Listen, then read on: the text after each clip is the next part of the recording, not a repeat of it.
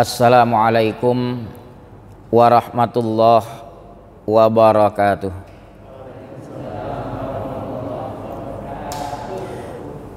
Bismillahirrahmanirrahim.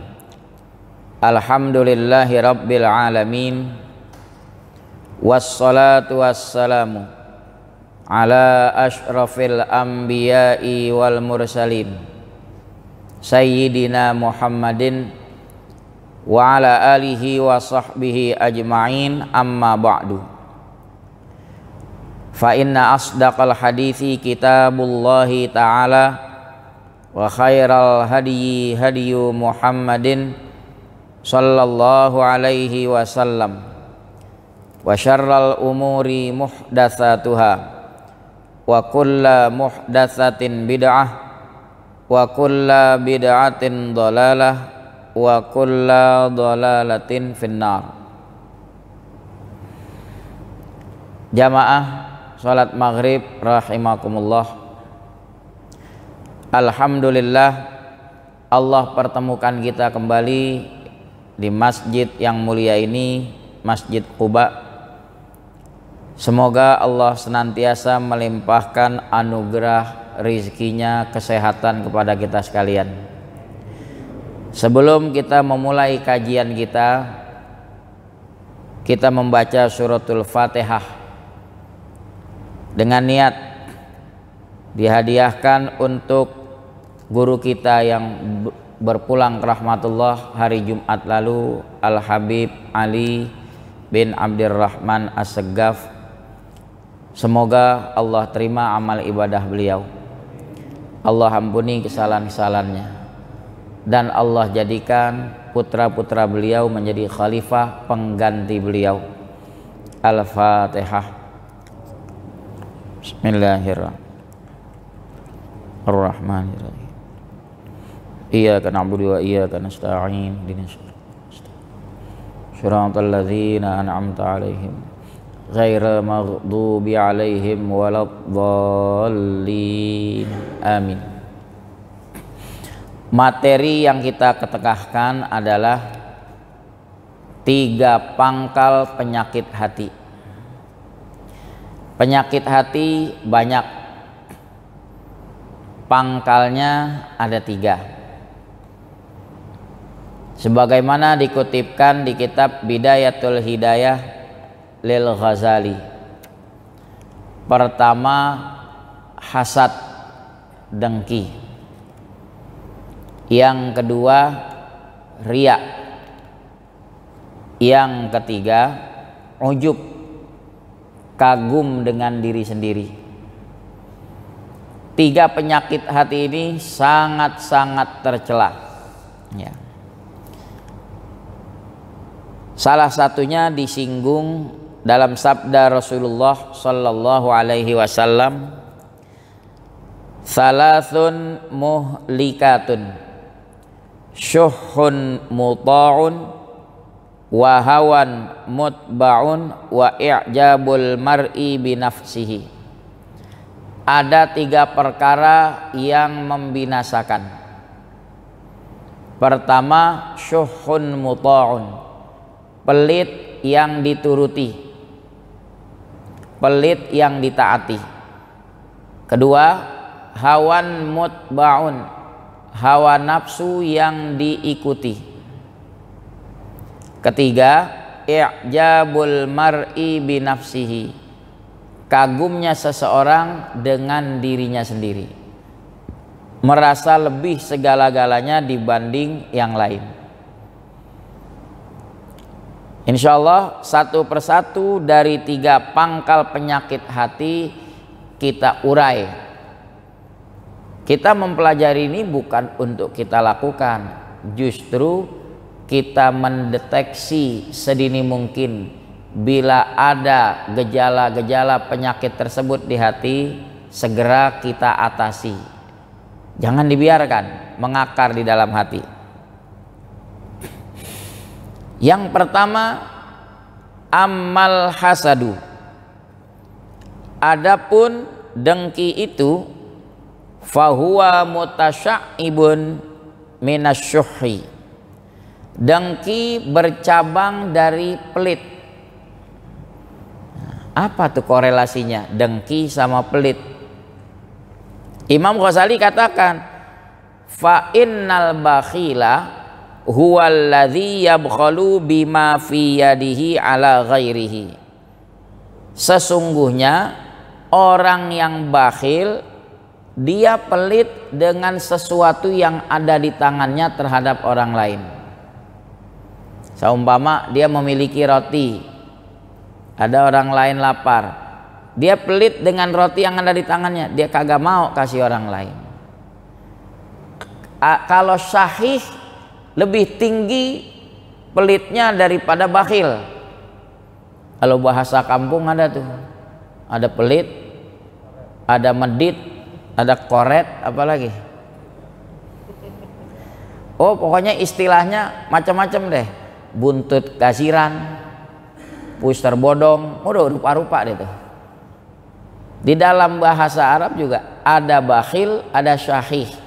Nah, syahih ini sebagaimana disebut dalam hadis syuhun muta, Imam Ghazali bilang wasyahihu huwallazi yabkhalu bi ni'matillahi ta'ala wa hiya fi khazaini qudratihi ta'ala la fi khazainihi ala ibadillahi ta'ala fasyuhuhu a'zamu.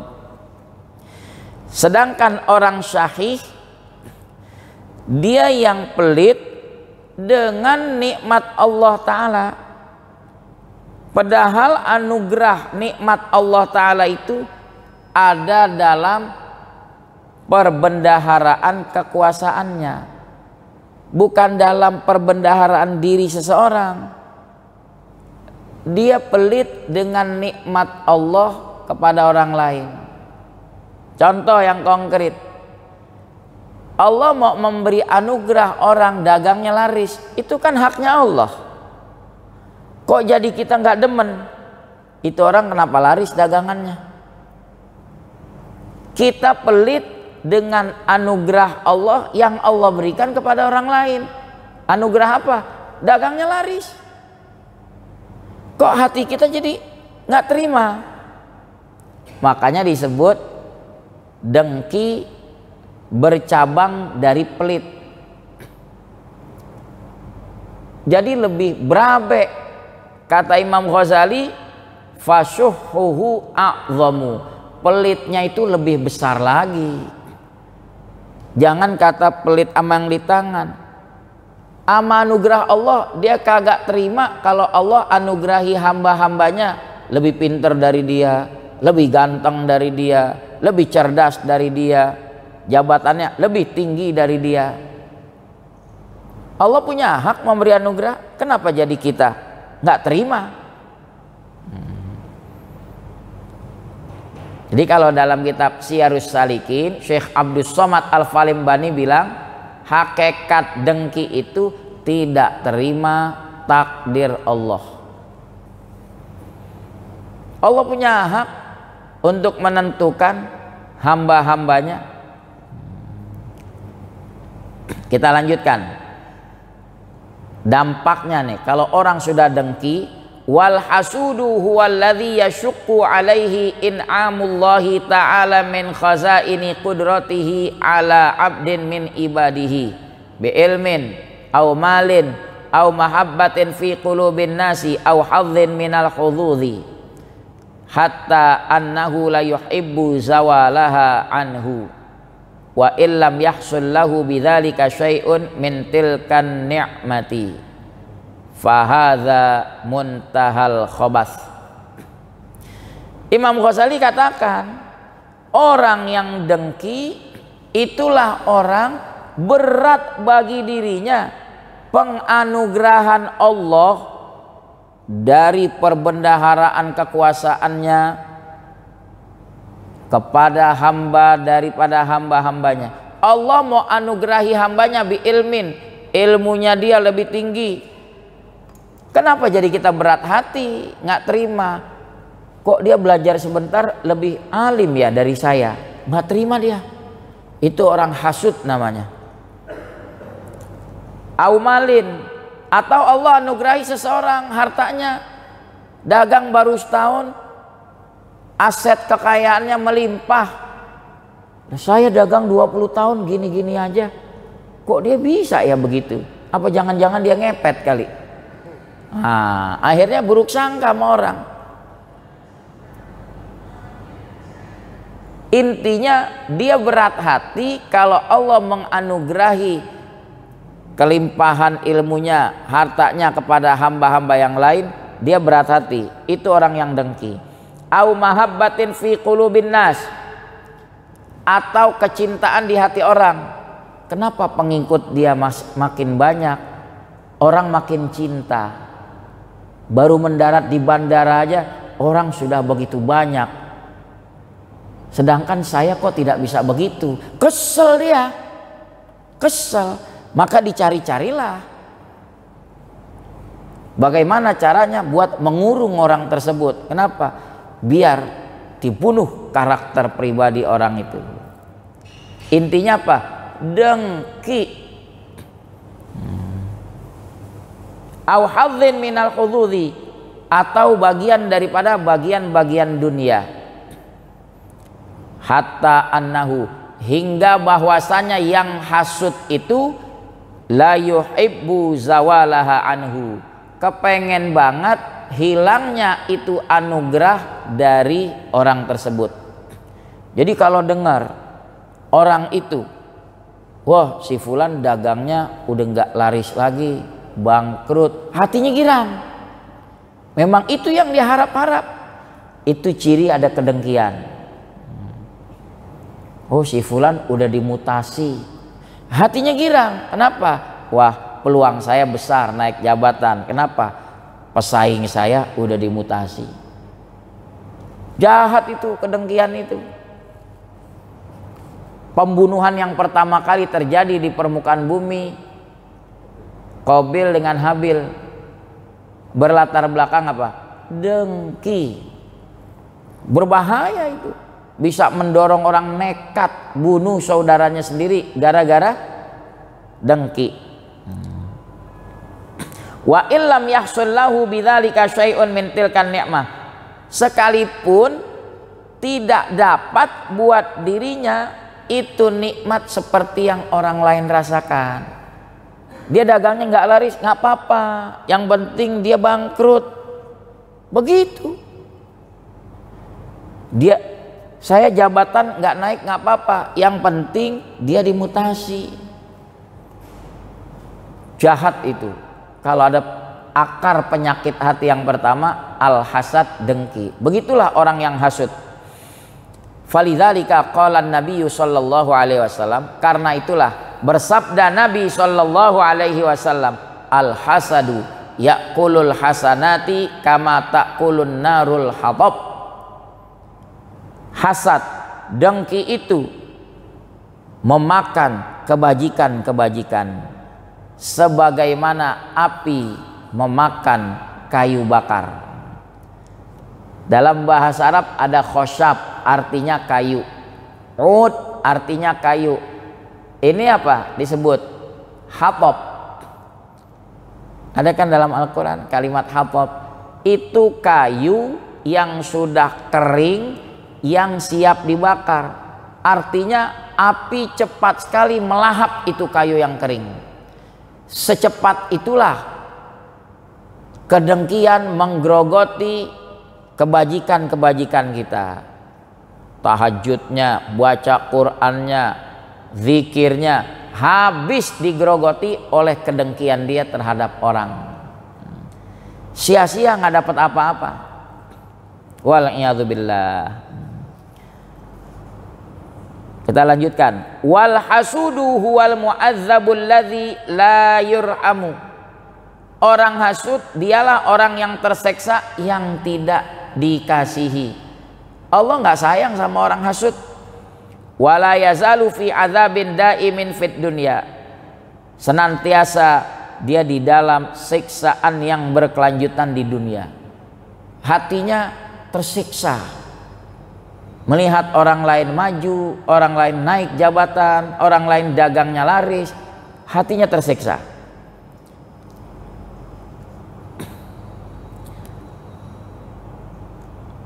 Bagaimana cara mengatasi penyakit dengki ini? Kan timbul pertanyaan, bagaimana cara mengatasinya? Cintailah saudara sendiri, kaum muslimin, cintai. Itu hawa nafsu akan berontak. Ngapain saya cintai dia? Ya, orang itu pesaing saya. Itu hawa nafsu akan berontak. Hadirin, seumpama di hati timbul kedengkian, kita dagang nggak laris-laris, tetangga kita baru dagang laris terus, sengaja sambangi silaturahim, assalamualaikum, percaya deh hawa nafsu akan berontak. Ngapain ke situ? Anda itu pedagang senior, dia baru dagang, kenapa jadi kita yang tengokin dia? Dia dong yang tengokin kita. Datengin, assalamualaikum, gimana kabar, sehat gitu. Kalau perlu bawa tentengan makanan ke sana. Itu untuk mengobati kedengkian di hati. Lawan dengan sebaliknya, keinginan hawa nafsu menjauhkan, memusuhi, tapi cara mengatasi itu dengki justru kita sambangi, kita silaturahim. Di sini Imam Ghazali ajarkan, la yasilul abdu ila haqiqatil imani ma lam yuhibba lisairil muslimina ma yuhibbu li nafsih. Tidak sampai seorang hamba kepada hakikat iman selama dia belum mencintai sekalian kaum muslimin sebagaimana dia mencintai dirinya sendiri.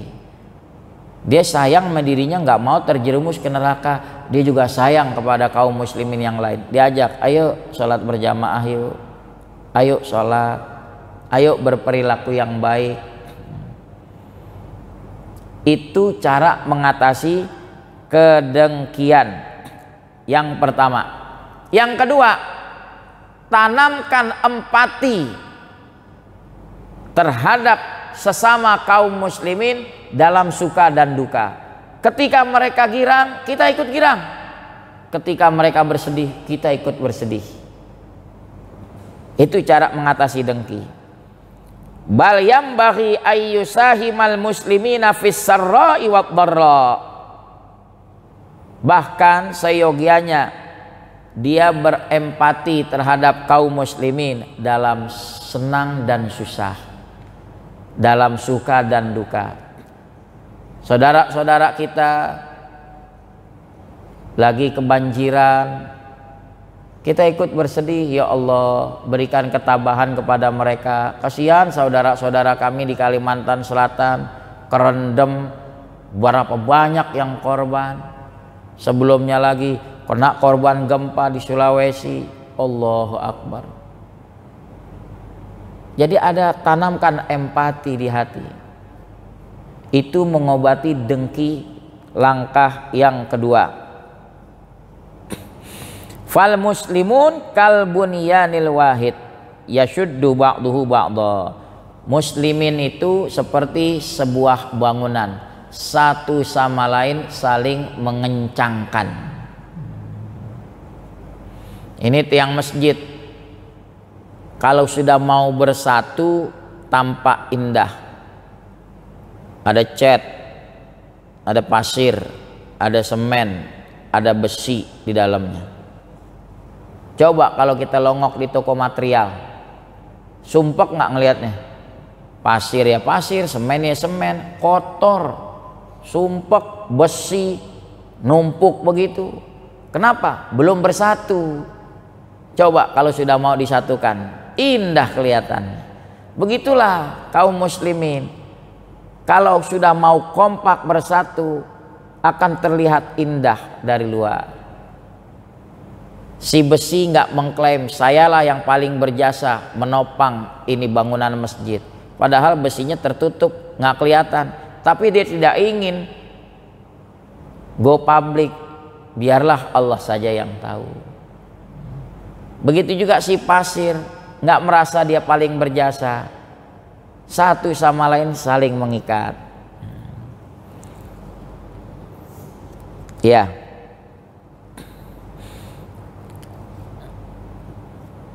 Kita lanjutkan. Yang kedua, akar penyakit hati riya.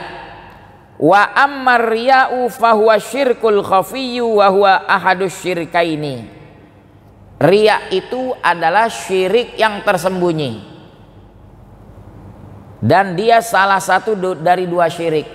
Ada syirik jali, syirik yang nampak nyata, menduakan Allah, percaya pada Allah, percaya juga kepada yang lain sebagai Tuhan. Itu syirik jali. Ini syirik khafi, namanya riya. Apa definisi riya? Wa dzalika talabukal manzilata fi qulubil khalqi litanala bihal jaha wal hashmata wa hubbul jahi minal hawal mutba'i wa fihi halaka aktsarun nas fama ahlakan nasa illan nasu. Artinya, yang namanya riya, kamu menuntut kedudukan di hati orang, meraih simpati, meraih kecintaan, ya. Targetnya apa? Supaya kau dapatkan, kau raih al-jah, jabatan, dapat, ya. Kenapa? Loh, saya sering belusukan, masuk gorong-gorong. Nah, orang kan jadi simpati. Akhirnya apa? Al-jah. Targetnya dapat tuh kedudukan, ya. Sebenarnya yang lebih berjasa PPSU, dia lebih sering masuk gorong-gorong. Betul nggak? Iya. Wal hashmah, pengen dapat apa? Gengsi. Wa hubbul jah, cinta kedudukan itu minal hawal mutba', termasuk hawa nafsu yang diperturutkan. Yang tadi Nabi bilang salah satu dari 3 perkara yang membinasakan, yaitu hawa nafsu yang dituruti.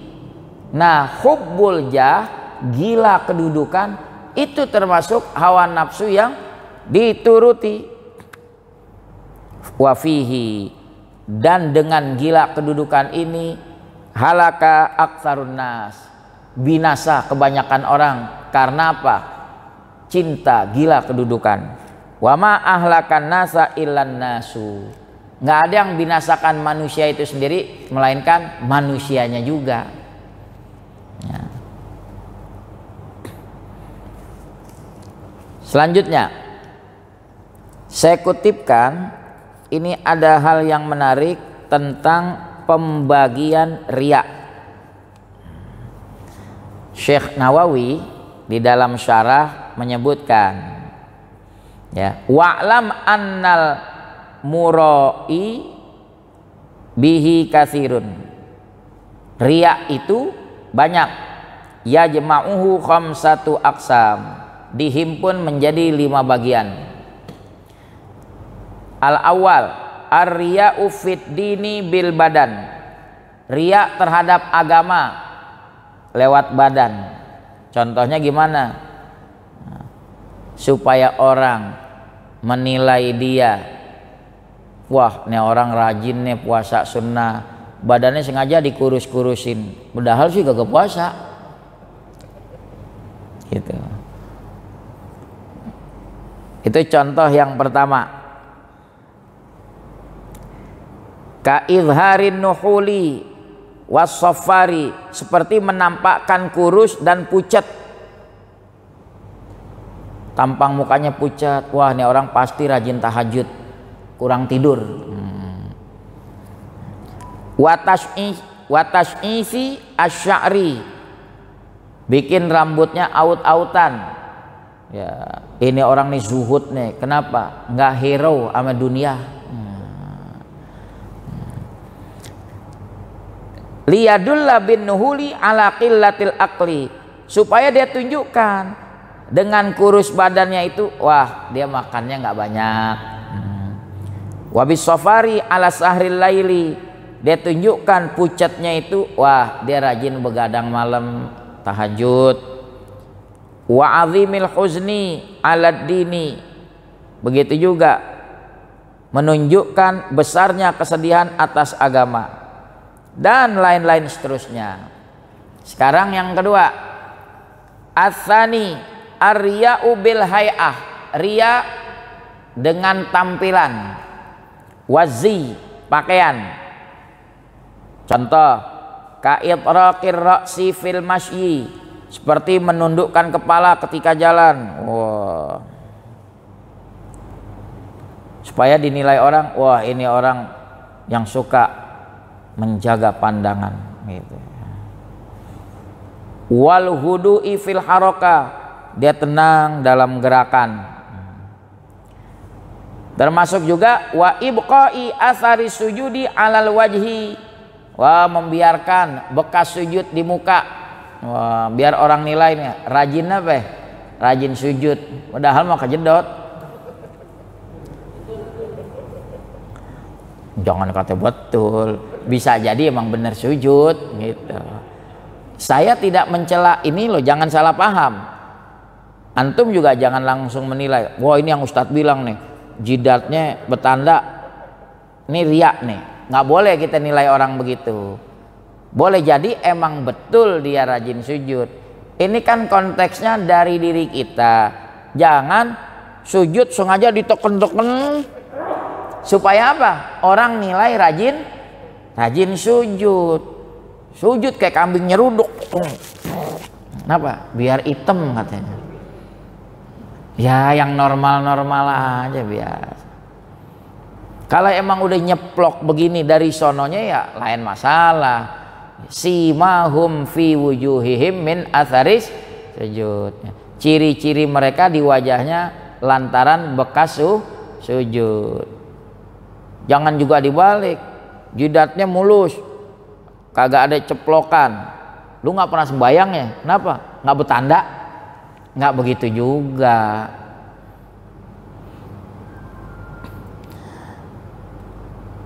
Ya, yang ketiga, wasalisu ar-riya bil qauli, riya lewat ucapan. Kan nutqi bil hikmah, wah, saban bertutur yang keluar hikmah nasihat. Supaya dibilang orang apa? Ahli, wah ini orang ahli hikmah. Wa tahriki syafataini bidzikri fi mahdharin nas, menggerakkan bibir berzikir di hadapan orang. Kalau kagak ada orang mah kagak. Asal gerakin aja. Orang nanya, ente baca apa? Sama sama imam. Ditanya baca apa? Jawabannya sama sama imam. Coba yang ditanya imam. Kalau aneh nggak mau riak. Padahal kagak ada yang dia baca, cuma doang, gerak-gerak bibir doang. Itu riak dalam apa tuh? Dalam ucapan. Begitu juga wal amri bil ma'ruf wan nahyi anil munkar bimasyhadil khalqi. Kalau depan orang aja, wah kelihatan deh amar ma'ruf, nyuruh orang berbuat baik, mencegah orang berbuat jahat. Nggak boleh ente ngadu ikan cupang, haram. Dia sendiri jualan. Oh jadi lari ke maaf kalau ada yang jual ikan cupang, maaf. Lagi musim. Kadang-kadang bini sewot, bang katanya. Anak udah pada gede, pikirin kamarnya ikan cupang di kamar-kamarin. Sampai toples gede-gede dijajarin gitu. Dia pikirin ikan cupang dikasih kamar, anaknya udah gede. Nggak dipikirin kamarnya. Kalau dulu musimnya ikan lohan katanya. Makin jenong jidatnya makin mahal katanya. Nah bininya bilang, bang anak kita jenong kagak ada yang beli. Ikan dipikirin, wah makin jenong makin mahal. Kita lanjutkan. Wa idharil ghadabi lil munkarat, menampakkan marah terhadap kemungkaran. Wah, Anda tidak boleh melanggar. Anda tidak boleh melanggar. Tapi ada yang pesta kagak pakai masker, kelari suntik. Melanggar nggak? Melanggar. Dipanggil nggak? Bukan kagak dipanggil, foto bareng. Masya Allah. Wa tarqiqi sauti bi qiraatil Qur'an. Wah, menghaluskan suara ketika baca Quran. Liyadulla bidzalika 'alal khaufi wal huzun. Untuk dia tunjukkan rasa takutnya, rasa sedih ketika baca pelan. Kenapa? Aduh, ana sedih, na takut banget. Emang ente ngerti? Enggak.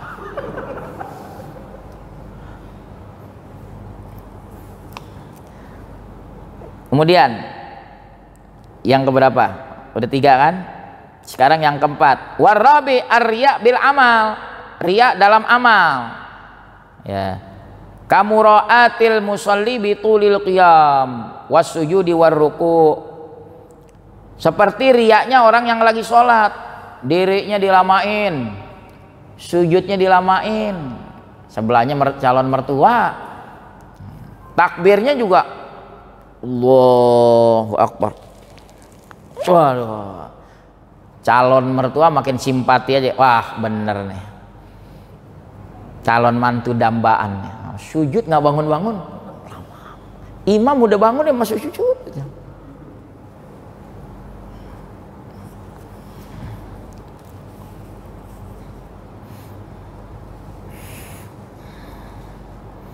Ingat nggak kalau yang sebelum pandemi itu bulan Ramadan, kalau namanya ada safari Ramadan kan tuh pejabat pada datang tuh ya, ikut taraweh.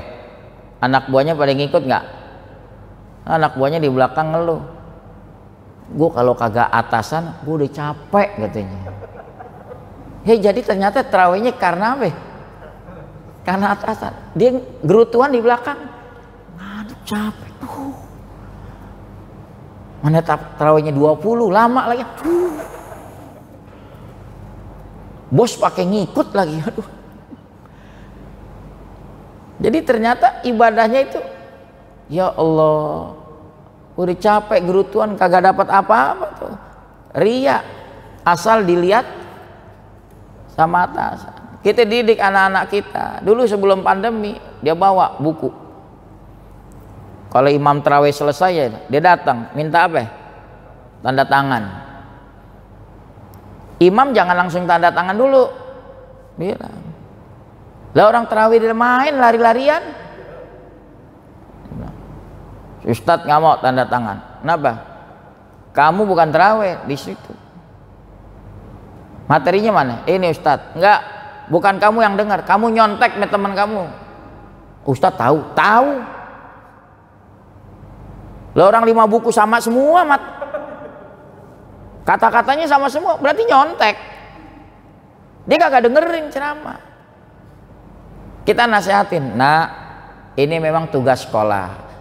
Kalau kamu niatkan ibadah, dapat nilai kamu, pahala di sisi Allah. Tapi kalau kamu ngejar absensi doang, yang kamu dapat ya itu, di akhirat nggak dapat. Kenapa? Kamu bohong, kagak teraweh, minta tanda tangan sama ustadz. Nanti bu guru tuh, ustadz aja tanda tangan. Ternyata teraweh nggak? Kagak.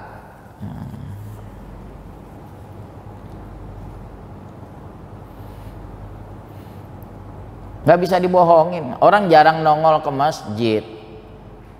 Gara-gara atasan dia ikut sholat. Gelar sejadah aja nggak becus.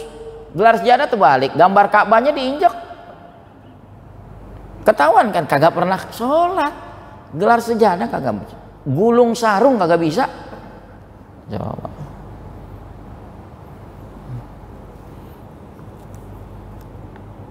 Nyari usaha di Jakarta, puasa Ramadan kagak. Giliran pulang kampung di duluan udah pesen tiket. Nyampe di kampung, Masya Allah, sarungnya yang mahal, BHS, pecinya Awing, apalagi tuh bajunya Koko, mahal. Sholat Id orang lain belum nyampe, dia udah duluan. Orang bingung, tuh orang kapan sholat subuhnya? Udah nyampe. di lapangan. Temannya nanya, ente sholat apa? Tahiyatul masjid. Nah, sholat di lapangan tahiyatul masjid. Gimana caranya? Yang terakhir, jenis riya yang kelima, al-mura'atu bil ashab wazairin wal mukhalitin. Riya dengan sahabat-sahabat dan orang yang berkunjung dan orang yang bercampur bergaul. Contohnya, kalladzi yatakallafu ayyastazira aliman. Ada orang maksain diri berkunjung ke orang alim, bukan semata-mata kepengen berkunjung ke orang alim supaya sekedar laporan, apalagi zaman sekarang. Pak Kiai permisi foto bareng. Ntar wah buka status tuh. Ya. Ente udah pernah fotoan sama Habib tuh, siapa dulu tuh Habib sebelahan tuh. Jadi nawaitunya cuma gitu doang, ngaku deh aneh berguru kepada beliau, baru ketemu sekali. Kapan ngajinya? Jual-jual nama guru begitu. Kalau guru mah tafadhol aja, mau foto ya fadhol, cuma tergantung sama niatnya dia deh. Cuma buat apa? Riwayat. Wah, saya berguru kepada ini, berguru kepada ini, berguru kepada ini, kepada Kiai anu, kepada Habib anu. Tapi perilakunya nggak sesuai. Berarti apa? Ini orang cuma ria, pengen menampakkan saya ini banyak bergaul sama ulama-ulama besar. Saya ini banyak bergaul dengan pejabat-pejabat. Siapa aja aneh kenal. Ente lihat tuh foto-foto aneh tuh. Wah, ya zaman sekarang foto gampang di cropping, tempel aja gitu. Bisa nggak? Iya. Jangan begitu, sia-sia tuh. Au abidan, au malikan, atau dia berkunjung ke raja, au amilan min ummalis sultan, atau kepada aparat-aparat penguasa. Tujuannya apa? Kalau berkunjung ke orang alim, liyuqala annahum yatabarraquna bihi, supaya dikatakan mereka ngambil berkah, padahal nggak semata-mata ngambil berkah, ada maunya. Lagi zaman-zaman kalau dicalek aja, ada 1-2 datang ke rumah, 3 kali nyari. Dan kita belum pulang taklim, sampai akhirnya ketemu. Ada apa? Pak Kiai, ya kenapa? Minta doain, saya jadi caleg. Oh gitu, iya. Saya bilang, Pak Haji, saya cuma kutip nih perkataan almarhum Habib Ali bin Husain Al-Attas, ya, makana lillahi yatim wa makana li ghairillahi yanhadim.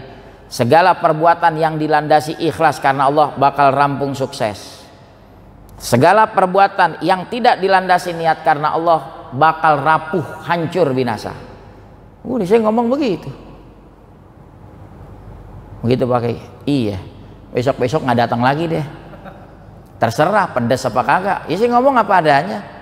Kalau Bapak punya niat jadi wakil rakyat untuk membela aspirasi rakyat, sukses Bapak. Tapi kalau punya niat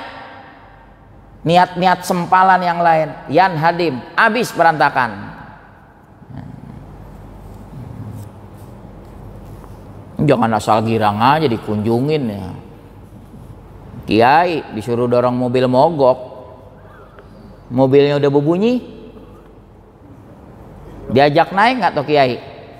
Kagak, jalan aja tuh mobil, la salam wala kalam, cuma kena asap knalpot doang, push, udah.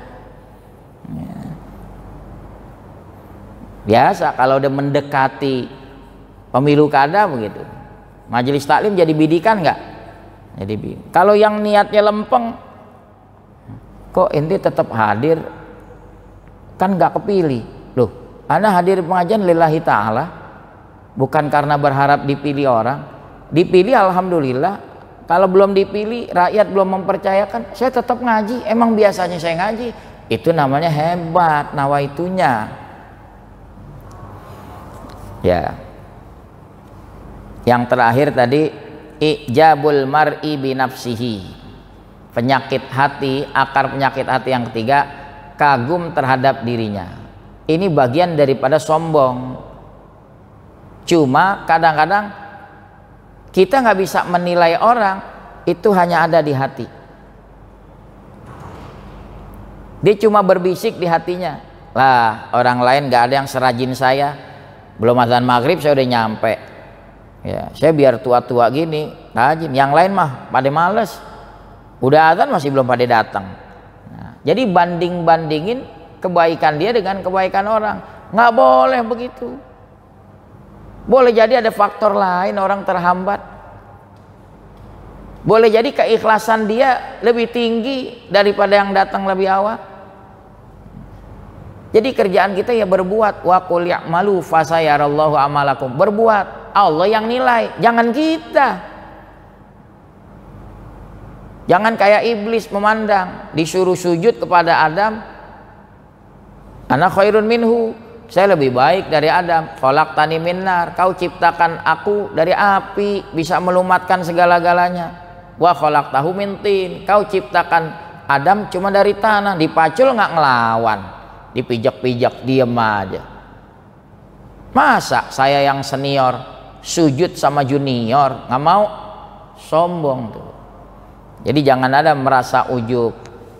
Kalau misalnya kita dari rumah datang ke Masjid Kuba, ada anak-anak nongkrong, hati ini jangan gini. Oh tuh calon-calon ahli neraka tuh, nggak boleh begitu. Harusnya gini, ya Allah, bersyukur ya Allah, kau limpahkan ke diriku kekuatan untuk dapat hadir berjamaah ke masjid. Adapun mereka beri taufik hidayah ya Allah, mudah-mudahan terbuka.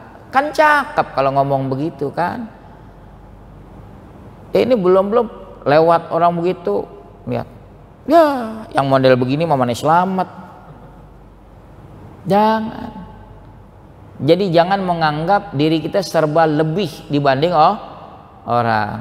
Wallahu a'lamu bissawab. Mudah-mudahan bermanfaat kajian kita. Allah jauhkan kita di hati dari 3 penyakit tadi, dengki, riya, dan ujub.